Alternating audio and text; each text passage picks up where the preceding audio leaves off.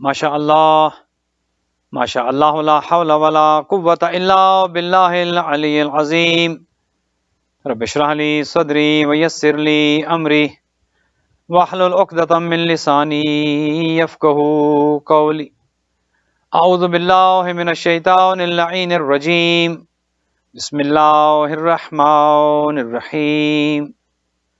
الحمد للہ رب العالمین الحمد للہ کما ہوا اہلہ الصلاۃ والسلام علی سیدنا و نبینا طبیب قلوبنا و شفیع ذنوبنا سیدنا و سید الثقلین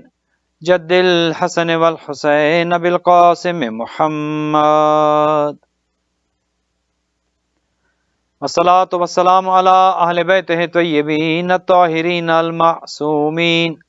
الغر المیامین المنتجبین المکرمین الذین اذهب اللہ عنہم الرجس وطہرہم تطہیرا رحمت اللہ علی احبابہم واصحابہم وشیعتہم ومحبیہم اجمعین ولعنت اللہ علی اعدائہم وقاتلیہم وظالمیہم من الآن الى قیام یوم الدین اما بعد فقد قال الرحمن فی کتاب الفرقان وقولہ الحق وهو اصدق الصادقین بسم اللہ الرحمن الرحیم تبارک الذی بیدہ الملک وهو على كل شيء قدیر الذی خلق الموت والحیاة لیبلوکم ایکم احسن عملا۔ درود بھیجے گا محمد و آل محمد۔ خداوند متعال سے دعا گو ہوں بے کہ محمد و آل محمد علیہ الصلوۃ والسلام آج کی اس مجلس کا ثواب اور اس سے پہلے جو بھی ذکر اذکار ہوا، جتنی دعائیں پڑھی گئیں، جتنی قرآن حکیم کی تلاوت ہوئی اور جو بھی ذکر اہل بیت علیہ الصلوۃ والسلام ہوا، خداوند متعال اس کا ثواب جناب حسن عطا رضوی، محمد عطا رضوی اور رضوی فیملی کے دیگر تمام مرحومین کی ارواح کو ایصال فرمائے، ان کے درجات متعالی ہوں، برزخ کی منازل خدا آسان فرمائے اور جوار ائمہ معصومین علیہم الصلوۃ والسلام میں انہیں جگہ عطا فرمائے، صغائر و کبائر سے درگزر فرمائے، اور ہم جو زندہ ہیں خداوند متعال ہم سب کو دین مبین آل محمد علیہ الصلوۃ والسلام پر ثابت قدم رکھے اور اس وقت تک موت نہ آئے جب تک خدا ہم سے راضی و خوشنود نہ ہو جائے۔ اپنی ان تمام دعاؤں کی قبولیت کے لیے بلند تر صلوات۔ مومنین، آج کی اس مجلس اعزا کے لیے سورہ مبارکہ ملک کی آیہ مجیدہ آپ کی خدمت میں تلاوت کی۔ اللہ سبحانہ و تعالی ارشاد فرماتا ہے تبارک الذی بیدہ الملک، وہ اللہ بابرکت ہے کہ جس کے قبضے قدرت میں پوری کائنات ہے، پوری حکومت ہے، پوری سلطنت ہے۔ اور آگے اللہ سبحانہ و تعالی نے دو خلقتوں کا ذکر فرمایا خلق الموت والحیات لیبلوکم ایکم احسن عملا۔ اللہ سبحانہ و تعالی ارشاد فرماتا ہے کہ میں نے موت کو خلق کیا، خلق الموت والحیات، اور حیات کو خلق کیا۔ حالانکہ اگر انسان سے آپ پوچھے تو انسان تو یہ کہتا ہے کہ زندگی پہلے ہے، موت بعد میں ہے، لیکن قرآن حکیم کا یہ عجیب اسلوب ہے، عجیب انداز ہے کہ جس انداز سے اللہ سبحانہ و تعالی قرآن حکیم میں الفاظ کو ترتیب دیتا ہے، اس کے اندر بھی ایک معرفت ہے، اس کے اندر بھی ایک درس ہے۔ فرمایا خلق الموت، ہم نے موت کو خلق کیا، والحیات، حیات کو موت کے بعد رکھا، ہم نے موت کے بعد زندگی کو خلق کیا۔ دونوں اللہ کی مخلوق ہیں، موت بھی اللہ کی مخلوق ہے، زندگی بھی اللہ کی مخلوق ہے۔ وجہ کیا ہے؟ موت کو کیوں خلق کیا، زندگی کو کیوں خلق کیا؟ وجہ کیا تھی؟ چونکہ کوئی بھی چیز بغیر مقصد کے نہیں ہوتی۔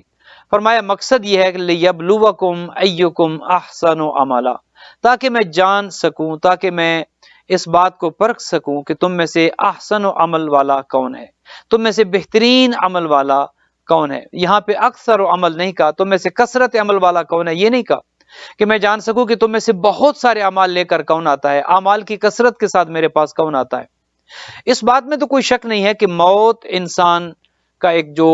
موت کی کیفیت طاری ہوتی ہے، اس کی وجہ یہ ہے کہ انسان کا حساب ہونا ہے۔ ظاہر زندگی میں خداوند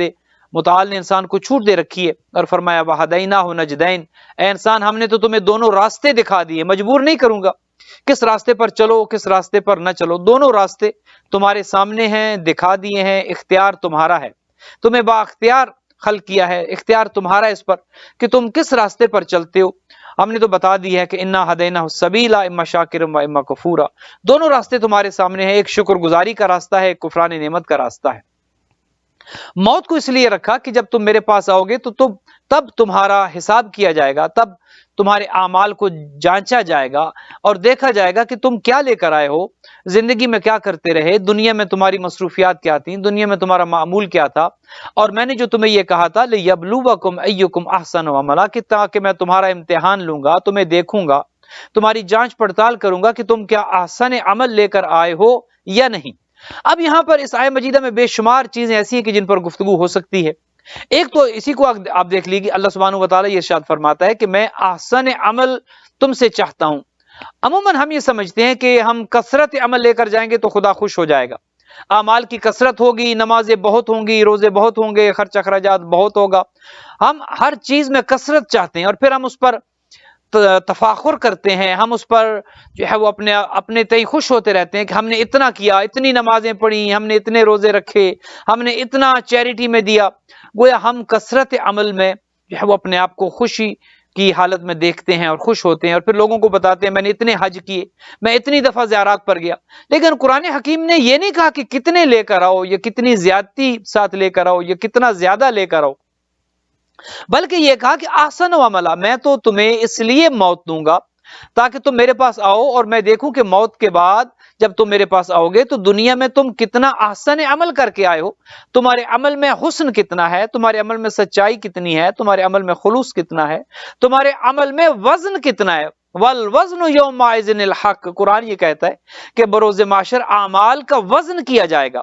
عجیب ایک فلسفہ ہے، ہم یہ سمجھتے ہیں کہ ہم دیکھیں گے، گنا جائے گا، اعمال جو ہے وہ گنے جائیں گے کہ اتنے اتنے اتنے نمازیں، اتنی خرچ، اتنے لاکھ چیریٹی میں دیا، اتنے یہ کیے، اتنے وہ کیے۔ قرآن یہ کہتا ہے کہ تمہارے اعمال کا وزن ہوگا، اور وزن جب ہوگا تو دیکھا جائے گا کہ والوزن یومئذ الحق، کے تمہارے اعمال کا وزن کریں گے اور یہ حق ہے۔ یہاں پر یہ ارشاد فرمایا، اور سورہ مبارک ملک میں یہ ارشاد فرمایا کہ میں دیکھنا چاہتا ہوں کہ احسن عمل کتنا لے کر آتے ہو، تمہارے اعمال میں حسن کتنا ہے۔ آج کی حد تک اگر ہم یہ سمجھ سکے، چونکہ جانا تو ہم سب نے ہے، کچھ پہلے چلے گئے، کچھ ہم انتظار میں ہیں کہ کب جانا ہے، کب بلاوا آ جائے، اور مومن کی نشانی بھی یہ ہے کہ انسان ہمیشہ تیار نظر آئے کہ جب بھی بلاوا آ جائے میں تیار ہوں۔ عموماً یہ ہوتا ہے کہ ہم تیار نہیں ہوتے، ہم انتظار میں ہوتے ہیں کہ ابھی تو ماشاءاللہ صحت بہت اچھی ہے، ابھی تو کوئی بیماری نہیں لگی تو موت بہت دور ہے، ابھی تو ماشاءاللہ جوانی ہے، بڑھاپا نہیں آیا، موت بہت دور ہے۔ اگر یہ انسان کی سوچ تبدیل ہو جائے اور انسان اپنے آپ کو ہر لحظہ، ہر لمحہ، ہر گھڑی موت کے لیے تیار پائے تو یقین کرے کامیابی انسان کو مل جائے۔ اکثر انسان اگر گناہ کرتا ہے تو اس کے پیچھے بھی یہی ہے کہ ابھی تو مہلت ہے، ابھی تو بیمار نہیں ہوا، بیمار ہوں گا تو بیماری کی وجہ سے موت قریب ہو جائے گی، ابھی تو جوان ہوں، بڑھاپا آیا نہیں، بڑھاپا آئے گا تو موت قریب ہو جائے گی۔ اور جس کی وجہ یہ ہے کہ ہم یہ سب کچھ کرنے کی وجہ سے اللہ سبحانہ و تعالیٰ سے ہم دور ہو جاتے ہیں، اور موت کو خود سے دور سمجھتے ہوئے ہم تیاری نہیں کرتے۔ یہ انسان کی فطرت ہے۔ ہر انسان جب کسی بھی چیز کو دور تصور کرتا ہے تو اس کے لیے تیار نہیں ہوتا۔ مثلا گرمیوں کا موسم ابھی دور ہے، آپ سردیوں میں ہیں تو آپ گرمی کے موسم کی تیاری نہیں کریں گے، آپ یہ سمجھیں گے کہ ابھی تو موسم دور ہے، ابھی گرمیوں کے لباس کی تیاری کیوں کروں۔ آپ نے کہیں جانا ہے اور جانا ابھی آپ کا جو آپ نے پلان کر رکھا ہے وہ نزدیک نہیں ہے، دور ہے، تو آپ آرام سے بیٹھے رہیں گے۔ اور اکثر یہ کہا جاتا ہے کہ I'm the last minute one، میں تو آخری لمحے پر تیار ہوتا ہوں۔ یہ انسان کی فطرت میں، ہر کام میں انسان آخری لمحے تک انتظار کرتا ہے۔ اگر کسی کا امتحان ہونا ہے تو وہ کہے گا ایک رات پہلے پڑھ لوں گا، امتحان دوں گا۔ اگر کسی نے اپنی مثال دے دوں، میں نے اگر مجلس پڑھنی ہے تو میں کہوں گا آدھا گھنٹہ پہلے کتاب دیکھ لوں گا۔ تو یہ انسان کی فطرت میں، ہر انسان ٹال مٹول کرتا رہتا ہے، ہر انسان مہلت مانگتا رہتا ہے، ہر انسان اس انتظار میں ہوتا ہے کہ اسے وقت دیا جاتا رہے اور وہ ٹال مٹول کرتا رہے۔ اگر یہ چیز انسان کی سمجھ میں آ جائے کہ میں نے ہر لمحے اپنے آپ کو تیار رکھنا ہے، تو یقین کریں گناہ کا تصور ختم ہو جائے۔ گناہ دور دور تک انسان کی زندگی میں، ہر انسان اگر یہ سمجھے کہ کسی وقت بھی مجھے بلایا جا سکتا ہے، میرا وقت جو ہے وہ صحت کی حالت میں بھی بلایا جا سکتا ہے، جوانی کی عالم میں بھی بلایا جا سکتا ہے، انتہائی تندرست و توانا ہوں تو بھی بلایا جا سکتا ہے، اور بیماری اگر ہے تو بھی بیماری کی بات شفا بھی ہو سکتی ہے۔ تو انسان اگر اس چیز کو ذہن میں رکھے کہ میں نے ٹال مٹول نہیں کرنا، موت کو دور تصور نہیں کرنا کہ بہت دور ہے، تو یقین کرے زندگی انسان کی آسان ہو جائے۔ اچھا، اب آتے ہیں اس طرف کہ انسان کرتا کیا ہے، اس دنیا میں انسان کو بھیجا کیوں گیا اور وہ کرتا کیا ہے۔ خدا نے یہ کہا کہ جب میرے پاس آؤ گے تو میں نے دیکھنا یہ ہے کہ تمہارے اعمال میں وزن کتنا ہے، تمہارے اعمال میں حسن کتنا ہے، تمہارے اعمال میں خلوص کتنا ہے۔ یہ بات اگر سمجھ آ جائے تو یقین کریں زندگی کا بہت بڑا فلسفہ حل ہو جاتا ہے۔ ہم بدقسمتی سے تعداد کو بڑھاتے رہتے ہیں، ہم گنتے رہتے ہیں، اور یہی بات جو ہے وہ ہم نے یہ اتنی دفعہ کیا، فلاں ذکر اتنی دفعہ پڑھا، فلاں نماز ہم نے اتنی دفعہ پڑھی، فلاں دعا ہم نے اتنی دفعہ پڑھی۔ اصل میں ہم تعداد میں جو ہے وہ گم ہو چکے۔ یہ الگ بات ہے، اس کو غلط بھی نہ لیجئے گا، یہ الگ بات ہے کہ بعض روایات میں یہ چیزیں ہیں کہ فلاں چیز کو 40 مرتبہ پڑھو، فلاں کو 70 مرتبہ، یہ اپنی جگہ پر ہے، اس سے انکار نہیں ہے۔ لیکن میں جو بات آپ کی خدمت میں عرض کر رہا ہوں وہ ایک روحانی چیز ہے جو آپ کی خدمت میں عرض کر رہا ہوں، کہ اگر ہم اس کتنے کو خلوص میں لے آئیں کہ اگر 100 مرتبہ کوئی چیز پڑھی ہے اور اس 100 میں ایک مرتبہ بھی خلوص نہیں ہے، اور ایک مرتبہ اگر یہ چیز پڑھی ہے اور اس ایک مرتبہ میں خلوص ہے، تو یقین کریں وہ ایک مرتبہ والا ذکر اس 100 پر بھاری ہو جائے گا کہ جس میں خلوص نہیں ہے، جس میں ریاکاری ہے۔ آپ نے ساری زندگی نمازیں دکھاوے کے لیے پڑھی، جمعہ کی نماز میں سب سے پہلے پہنچتے رہے، پہلی صف میں جگہ ملے اور پہلی صف میں موجود رہوں، لوگوں کو پتا ہو کہ میں آیا ہوں، میں پہچانا جاؤں، مجھے ایکنالج کیا جائے، اور ایک نماز آپ نے ایسے ہی کہیں پڑھی کہ جو انتہائی خلوص میں ہے، پیچھے کہیں جگہ ملی، ہو سکتا ہے اس ایک حاضری کا درجہ بہت زیادہ ہو جائے کہ جو وہ ساری نمازیں جو ہم اپنے آپ کو ایکنالج کرواتے ہوئے پڑھتے رہے۔ وہ اعمال تو ہیں، وہ نمازیں تو ہیں، وہ روزے تو ہم نے رکھے ہیں، لیکن شاید ان میں حسن نہیں ہے، چونکہ ہم نے وہ روزے دکھاوے کے لیے رکھے، نمازیں دکھاوے کے لیے، مسجد کو فنڈ دیا تو میرا نام اوپر لکھا جائے، میرے نام کی تختی بڑی ہو، مجھے زیادہ ایکنالج کیا جائے۔ اگر یہ سب کچھ ہے تو شاید ایکنالج تو ہمیں کیا جائے، ہمارا نام تو بڑا ہو جائے، کمیونٹی میں ہماری تشہیر بھی ہو جائے، لیکن خدا جو یہ کہتا ہے کہ حسن لے کر آنا، عمل کا حسن لے کر آنا، عمل کا وزن لے کر آنا، تو شاید وہ وزن سے خالی ہو۔ اور اگر ہم نے کوئی ایک عمل زندگی میں کر لیا اور اس عمل میں حسن اتنا زیادہ ہے، اس عمل کا ایک عمل کا وزن اتنا زیادہ ہے کہ ہو سکتا ہے میری پوری زندگی کے گناہوں کو وہ ایک عمل بخشوا دے، اور ایسا ہوتا ہے۔ خود آپ دیکھیے جنگ احزاب میں امیر المومنین کے لیے پیغمبر اکرم نے کیا ارشاد فرمایا کہ ضربت علی یوم الخندق افضل من عبادت ثقلین۔ امیر المومنین کی ایک ضربت کے جو روز خندق جنگ احزاب میں عمرو ابن عبدود کے مقابلے میں امیر المومنین جب گئے تھے تو حضور نے یہ ارشاد فرمایا کہ آج جو عمرو ابن عبدود کو تہ تہ کیا، علی کی ایک ضربت افضل من عبادت ثقلین، جن و انس کی عبادت سے افضل ہے۔ یہ نہیں کہا کہ کس نبی کے زمانے کی، یہ نہیں کہا کہ کس عرصے کی عبادت، فرمایا کہ جن و انس کے، اب حضرت آدم سے لے کر قیامت تک جو بھی جن و انس عبادت کرتے رہیں گے، اب آپ خود دیکھ لیجئے کہ کتنی عبادت ہوگی، کوانٹٹی کتنی ہوگی۔ حضرت آدم سے لے کر اور آخری لمحے تک، قیامت کے آنے سے قبل جتنی بھی عبادت ہوگی، حضور نے کہا کہ افضل من عبادت ثقلین، جن و انس کی عبادت سے ایک ضربت افضل ہے۔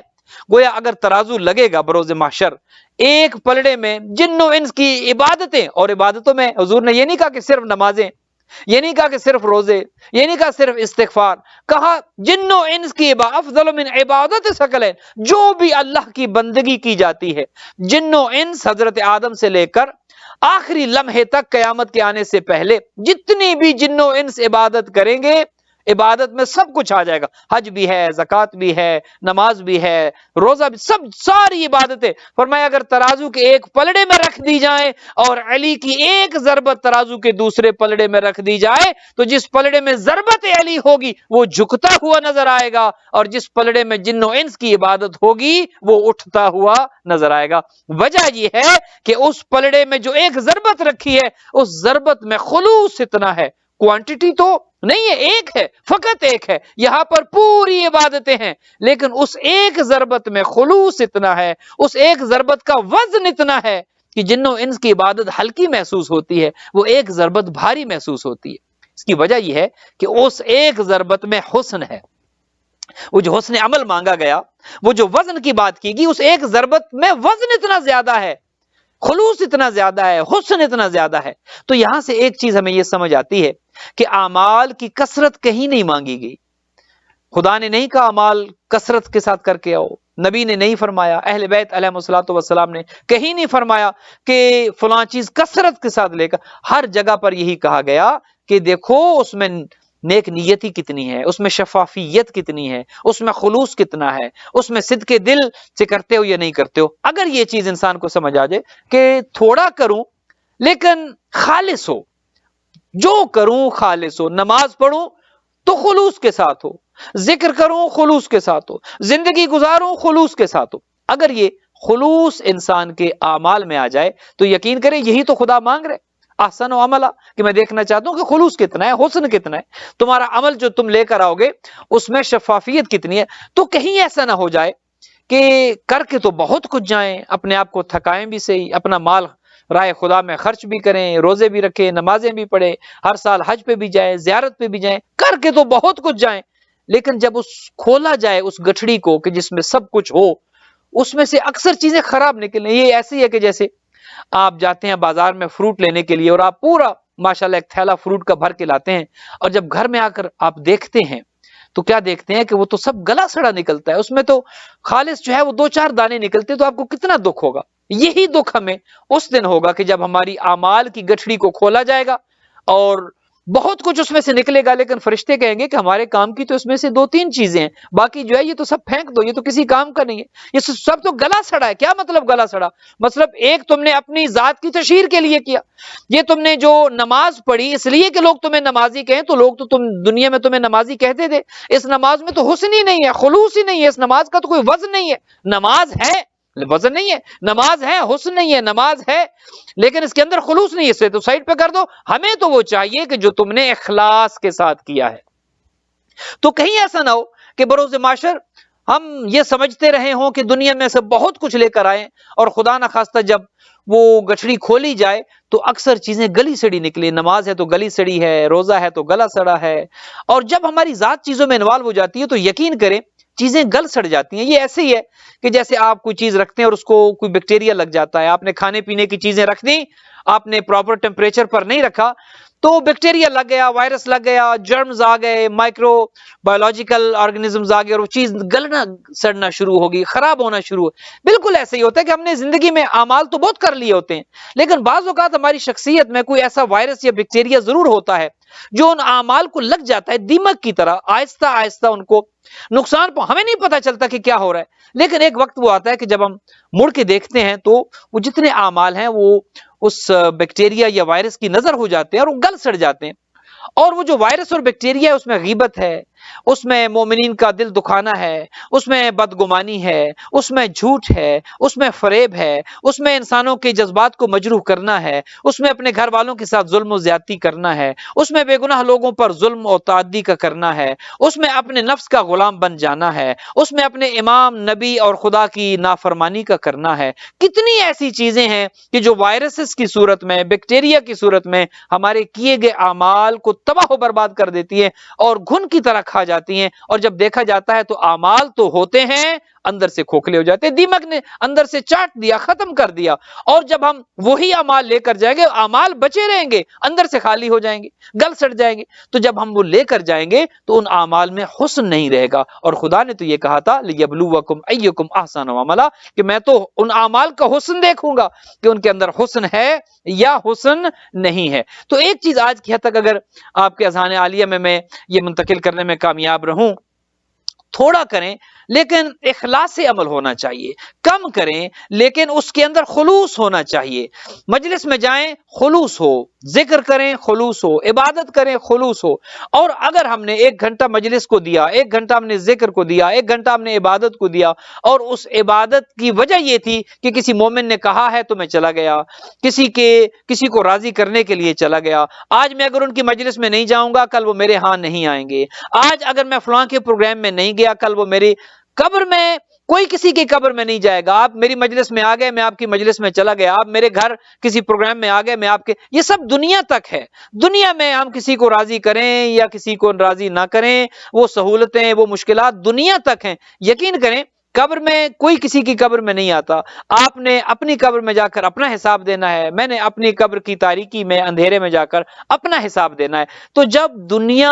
کی محبتیں سب رہ جائیں گی، دنیا کے رشتے سب رہ جائیں گے، قبر میں آپ نے میرا ساتھ نہیں دینا، میں نے اپنا ساتھ آپ کا ساتھ نہیں دینا، تو پھر چاہیے تو یہ نا کہ انسان تھوڑا سا خود غرض ہو جائے۔ دنیا میں ہم کتنی چیزوں میں خود غرضی کرتے ہیں، دنیا کی کتنی چیزوں میں ہم اپنی ذات کو آگے رکھتے ہیں، تو اگر دنیا کی چیزوں میں اپنی ذات کو آگے رکھتے ہیں تو ذرا یہ بھی تو سوچ لیں کہ قبر میں نے حساب دینا ہے، میں نے جواب دینا ہے، کوئی میری مدد کے لیے نہیں آئے گا۔ ہاں امیر المومنین آئیں گے، اہل بیت آئیں گے، لیکن اہل بیت کے لیے میں نے جو اعمال کیے ان میں خلوص کتنا ہے؟ اہل بیت کو میں کیا پیش کروں گا؟ عزاداری جب کر رہا ہوں تو کتنے خلوص کے ساتھ کر رہا ہوں، ماتم کر رہا ہوں کتنے خلوص کے ساتھ کر رہا ہوں، مجلس پڑھ رہا ہوں، سن رہا ہوں کتنے خلوص کے ساتھ کر رہا ہوں۔ کہیں ایسا نہ ہو کہ یہ سب کچھ کیا تو ہو میں نے، لیکن خلوص نہ ہونے کی وجہ سے اس کے اندر نہ وزن ہو نہ اس کے اندر حسن ہو۔ مرنا ہم سب نے ہے، آپ نے، میں نے، سب کے لیے موت، اسی لیے کہا کہ کل من علیہا فان، ہر ایک کے لیے فنا ہے، وَيَبْقَى وَجْهُ رَبِّكَ ذُو الْجَلَالِ وَالْإِكْرَامِ، ایک وہ ذات ہے کہ جس کے لیے موت نہیں ہے، سب نے مرنا ہے۔ انبیاء کے لیے بھی موت ہے، اولیاء کے لیے بھی موت ہے، اوصیاء کے لیے بھی موت ہے، ائمہ کے لیے بھی موت ہے، ملائکہ کے لیے بھی موت، سب نے مر جانا ہے۔ جب سب نے مر جانا ہے تو اس کا مطلب یہ ہے کہ موت سے فرار ممکن نہیں ہے، وَلَا يُمْكِنُ الْفِرَارُ مِنْ حُكُومَتِكَ۔ امیر المومنین کیا ارشاد فرماتے ہیں دعائے کمیل میں کہ اے اللہ تیری حکومت سے فرار ممکن نہیں ہے،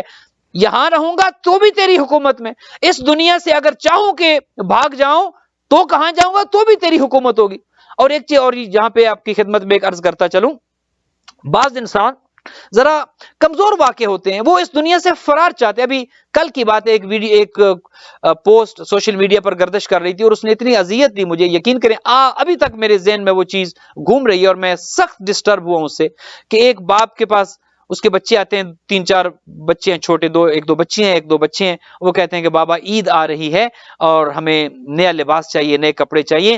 اس کے پاس وسائل نہیں تھے اور شاید قوت ارادی بھی اتنی زیادہ نہیں تھی، تو وہ بچوں کی ضروریات چونکہ پوری کر نہیں سکتے تھے ان کے والد، تو اس نے خود بھی زہر پی لیا اور اپنے بچوں کو بھی زہر پلا دیا۔ وہ 3-4 بچے اور والد کی تصویر کل پورا دن جو ہے وہ گردش کرتے ہوئے، اتنی اذیت ہوئی۔ دو چیزیں، ایک تو شاید ہمارا بھی قصور ہے کہ ہم نے اپنا کردار ادا کرنا چھوڑ دیا ہے۔ اب میں جب ہم کہتا ہوں تو میں من حیث القوم ایک بات کر رہا ہوں، سب کی بات کر رہا ہوں، کمیونٹی کی بات کر رہا ہوں، ملت کی بات کر رہا ہوں، امت کی بات کر رہا ہوں۔ ہم سب نے اپنا کردار چھوڑ دیا، ہم نے اپنے ہمسایوں سے لا تعلقی کا اظہار کر دیا ہے، ہم نے اپنی کمیونٹیز کے بارے میں انفارمیشن رکھنا چھوڑ دیا ہے، ہم نے اپنے بہن بھائیوں کی خبر گیری کرنا چھوڑ دیا ہے، ہمیں پتہ ہی نہیں کہ کون کیا ہے، کیا کر رہا ہے، مشکل میں ہے، آسانی میں ہے، جی رہا ہے، مر رہا ہے، گزارا ہو رہا ہے نہیں ہو رہا، بلز پے ہو رہے ہیں نہیں ہو رہے، گھر میں کھانا ہے یا نہیں ہے۔ ہم یہ کہ ہمارے ٹیبل پہ کھانا لگ رہے ہیں، ہمارے بلز پے ہو رہے ہیں، ہمارا گھر موجود ہے، ہم الحمدللہ خیر و عافیت سے ہیں۔ لہٰذا پہلی کمزوری ہماری اپنی ہے کہ ہم نے دوسروں کی خبر گیری کرنا چھوڑ، جس کا نتیجہ یہ نکلتا ہے کہ پتہ نہیں کہ کون کس حالت میں ہے، اور اس طرح کے واقعات جو ہے وہ رونما ہو رہے ہیں۔ اور پوچھا جائے گا، یہ نہ ذہن میں رکھیں کہ ہم سے نہیں پوچھا جائے گا، ہم سب سے پوچھا جائے گا، آپ سے پوچھا جائے گا، مجھ سے پوچھا، ہم بھی اسی دنیا میں رہتے ہیں، کیوں نہیں ہم باخبر، کیوں ہمیں اطلاع نہیں ہے، کیوں ہم اپنے آپ کو ان لوگوں کے ساتھ جوڑ کر نہیں رکھتے۔ حکمرانوں سے پوچھا جائے گا، کمیونٹی سے پوچھا جائے گا، محلے والوں سے پوچھا جائے گا، مسلمان ہونے کے ناطے مجھ سے پوچھا جائے گا، آپ سے پوچھا جائے گا کہ ہم اتنے بے خبر کیوں ہیں، کیوں ہم ایسے لوگوں کی مدد نہیں کرتے اور انہیں زہر پینے کی نوبت آ جاتی ہے اور بچے مر رہے ہیں اور وہ خود مر رہے ہیں۔ یقین کریں نہ آپ بری ذمہ ہو سکتے ہیں نہ میں بری ذمہ ہو سکتا ہوں، ہم سب جو ہیں وہ جواب دہ ہوں گے بروز محشر۔ اور پھر دوسرا، ان سے پوچھا جائے گا کہ دیکھو تم دنیا کی مشکلات میں اتنا کمزور واقع ہوئے، تمہاری قوت ارادی اتنی کمزور، دنیا کی مشکلات میں تم نے اپنے آپ کو اتنا بے بس کر دیا کہ خدا پر تمہارا ایمان ختم ہو گیا، تمہاری امید، قرآن تو یہ کہتا تھا کہ لا تقنطوا من رحمت اللہ، اللہ کی رحمت سے مایوس نہ ہو، اللہ کی رحمت سے نا امید نہ ہو، اور تم نے اپنے آپ کو خدا سے مایوس کر دیا، خدا سے نا امید کر دیا، اور تمہیں کس نے اختیار دیا تھا کہ اپنی زندگی کو اپنے ہاتھ میں لو؟ تمہاری زندگی تو تمہارے پاس امانت تھی، تمہاری زندگی تو اللہ نے تمہیں دی تھی، کجا یہ کہ اپنے اور اپنے بچوں کی اور گھر والوں کی زندگیوں کو تم اپنے ہاتھ میں لو۔ تو یہ دونوں طرف جو ہے وہ ایسی چیزیں کہ جن پر نظر ثانی کرنی ہے، اور خدا محفوظ رکھے جو چیزیں میں دیکھ رہا ہوں، حالات بہت خراب ہو رہے ہیں اور اس طرح کے واقعات شاید اور بھی رونما ہوں،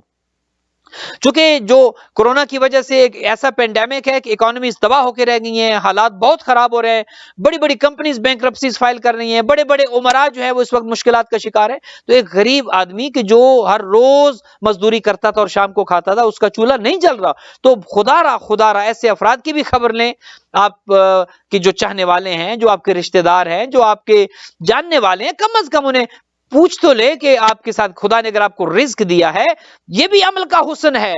یہ بھی نہیں کہ خدا نخواستہ ہم سے پوچھا نہیں جائے گا، یقیناً پوچھا جائے گا. اور اگر ہم نے کسی ایک کی مدد کر دی، کسی ایک کو خودکشی سے بچا لیا، کسی ایک کا چولہا آپ کی وجہ سے جل گیا، کسی ایک کے بچوں کو عید پر کپڑے آپ کی وجہ سے مل گئے، ہو سکتا ہے یہ ایک عمل آپ کا پوری زندگی کے اعمال پر بھاری ہو جائے. یقین کرے اعمال کا حسن ہے، عمل کے اندر اخلاص ہے اور نیک نیت ہی ہے. اگر آج کی حد تک آپ کی خدمات میں یہ پیغام عرض کرنے میں کامیاب رہا ہوں، ہو سکتا ہے یہی ہمارے لیے ذخیرہ آخرت ہو جائے کہ تھوڑا کریں لیکن اعمال کے اندر حسن پیدا کرے، نیک نیتی ہو، اعمال جہاں پر صالح ہوں وہاں پر شفاف بھی ہوں اور للہیت ہو اعمال میں، قربتاً الی اللہ ہو. دنیا کو دکھانے کے لیے کیا، دنیا تو کبھی راضی نہیں رہتی. کتنے ایسے واقعات ہیں جو عرض کر سکتے ہو لیکن دامن وقت میں گنجائش نہیں ہے. لوگ خوش نہیں ہوتے، کبھی لوگ خوش نہیں ہوتے. لہذا خدا کو خوش رکھیں، اہل بیت کو خوش کریں اور اسی میں یقین کریں ہماری کامیابی ہے. اہل بیت علیہ الصلوۃ والسلام نے بھی لوگوں کی خوشی کے لیے کچھ نہیں کیا، انہوں نے بھی خدا کی خوشنودی کے لیے، خدا کی رضا کے لیے کیا. کربلا اگر بپا ہوئی تو لوگوں کی خوشنودی کے لیے کچھ نہیں ہوا، خدا کی خوشنودی کے لیے. اور سید الشہداء نے جو یہ کہا تھا کہ رضم بقضائک و تسلیما لامرک، اے اللہ تیری رضا پہ راضی ہوں، تیرے امر پر میں نے سر تسلیم خم کر دیا ہے. جیسے تیری رضا اے اللہ وہی میری رضا، جو تو چاہتا ہے میں آ گیا ہوں، میدان میں آ گیا ہوں. بچوں کو بھی لے آیا ہوں، اپنے بھائیوں کو بھی لے آیا ہوں، اپنے بھتیجوں کو بھی لے آیا ہوں، اپنے بیٹوں کو بھی لے آیا ہوں، اور اے اللہ 6 ماہ کا علی اصغر بھی لے آیا ہوں تیری رضا کے لیے. اخلاص عمل یہ ہے. پردے دار بھی آ گئے، خواتین کو بھی لے آیا ہوں، بچیوں کو بھی لے آیا ہوں. یہ اخلاص عمل ہے. جو میرے ساتھ آئے ہیں خدایا میں لے آیا ہوں. سب مجھے بہت پیارے ہیں، بہنیں بہت پیاری ہیں، بچوں سے انسان کو بہت محبت ہوتی ہے. پھر جوان بیٹے، علی اکبر جیسا جوان بیٹا، قاسم جیسا 13 سالہ بھتیجا، یہ سب قربان کرنا آسان نہیں تھے. اور سب سے بڑھ کر پھر وہ بھائی عباس کہ جس کے سہارے بیویاں چلی تھی مدینے، اس عباس کو موت کی طرف روانہ کرنا آسان نہیں تھا سید الشہداء کے لیے. لیکن چونکہ خلوص تھا، چونکہ عمل کا حسن خدا کو دکھانا تھا، کہ خدایا تو نے جو مانگا میں نے تیری راہ میں دے دیا. تو نے بیٹے مانگے قربان کر دیے، تو نے بھتیجے مانگے قربان کر دیے، تو نے انصار مانگے قربان کر دیے. وہ بھائی کے جو میرا زور کمر ہے، اے خدا اگر تو چاہتا ہے کہ اس عباس کو بھی قربان کر دوں، اے اللہ تیری راہ میں عباس بھی قربان ہے. عزادارو وہ لمحہ جب آیا نا کہ جب 4 سالہ سکینہ آتی ہے اپنے بابا کے پاس، ایک خشک جام ہاتھ میں تھا، جام لے کر آتی ہے، بابا میرا بھائی بہت پیاسا ہے، میرے بھائی علی اصغر کو پیاس نے تنگ کر دیا ہے، پیاس نے مار دی ہے. بابا مجھ سے میرے بھائی کی پیاس برداشت نہیں ہوتی، بابا میرے چچا کو ذرا اجازت دینا، چچا عباس جائیں میرے بھائی علی اصغر کے لیے اور بچوں کے لیے پانی لے کر آئیں. عزادارو یہ کہنا تھا بی بی سکینہ کا. سید الشہداء کی آنکھوں میں آنسو آ گئے. کہا سکینہ تجھے بھائی بہت پیارا ہے، علی اصغر بہت عزیز ہے تمہیں، علی اصغر کا تڑپنا برداشت نہیں کر سکتی ہو، علی اصغر کا رونا، علی اصغر کا پیاس کی وجہ سے تڑپنا برداشت نہیں ہوتا. کہا بابا علی اصغر مجھے بہت پیارا ہے، مجھ سے اصغر کی پیاس برداشت نہیں ہوتی. کا سکینہ جس طرح علی اصغر تجھے پیارا ہے، میرا 32 سالہ عباس مجھے بہت پیارا ہے. سکینہ کہیں ایسا نہ ہو نہ تیرا بھائی بچے نہ میرا بھائی بچے، سکینہ کہیں ایسا نہ ہو تیرا بھائی بھی دنیا سے چلا جائے، میرا عباس بھی نہ بچے. کہا نہیں بابا میرے چچا کو اجازت دے. عزادارو اجازت مل گئی. عباس پانی لینے چلے گئے، مشکیزہ بھر لیا. اب آپ جانتے ہیں تاریخ نے یہ لکھا کہ وہ مشکیزہ لا رہے تھے. عباس خواہش یہ تھی سکینہ کے پاس لے جاؤں گا، کہوں گا ہاں سکینہ اپنے علی اصغر کی پیاس بجھا لو، ہاں بچوں کی پیاس کو بھی بجھا لو، وہ جو جام خشک ہو چکے ہیں انہیں تر کر دو. عزادارو میں آپ سے پوچھتا ہوں کیا عباس کی یہ حسرت پوری ہوئی؟ کیا عباس کی یہ خواہش پوری ہوئی؟ کیا وہ مشکیزہ خیام میں پہنچا نہیں؟ ایسا نہیں ہوا. ایک ظالم جو چھپ کے کھڑا تھا ایسا وار کیا، مولا غازی کا دایا بازو قلم ہوا. عباس نے مشکیزہ اٹھایا بائیں کاندھے پہ لٹکایا. ایک ظالم جو اور ایک کھجور کے پیچھے چھپا تھا،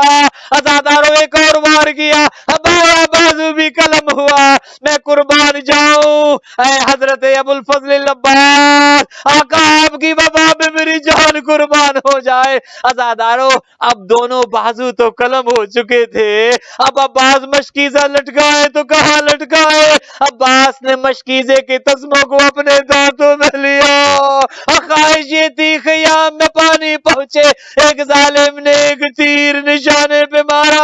اب وہ تیر مشکیزے کو لگا، عزادارو پانی نہ بہا، عباس کی پیاس بہ گئی، اب بازو تو کٹ چکے تھے، اب کہیں سے تیر آنا شروع ہوئے، کہیں سے پتھر آنا شروع ہوئے، ایک گرز ایسا آیا اور جو سر حضرت ابوالفضل پہ لگا، اب گھوڑے پہ سنبھل نہ سکے، ایک سلام کیا، السلام علیکہ یا ابا عبداللہ، آقا میرا آخری سلام۔ اب عباس گھوڑے پہ نہ تھے، ادھر جب سلام پہنچا، میرا بوڑھا امام، میرا غریب امام، میرا 3 دن کا بھوکا پیاسا امام، ایک جملہ کہا الان ان کا سرزاری وہ قلت حیلتی، عباس یہ تم نہیں گرے، حسین کا زور کمر ختم ہو گیا، میری کمر ٹوٹ گئی، عباس میرے ہیلے ختم ہو گئے، الا لعنت اللہ علی القوم الظالمین وسیعلم اللہ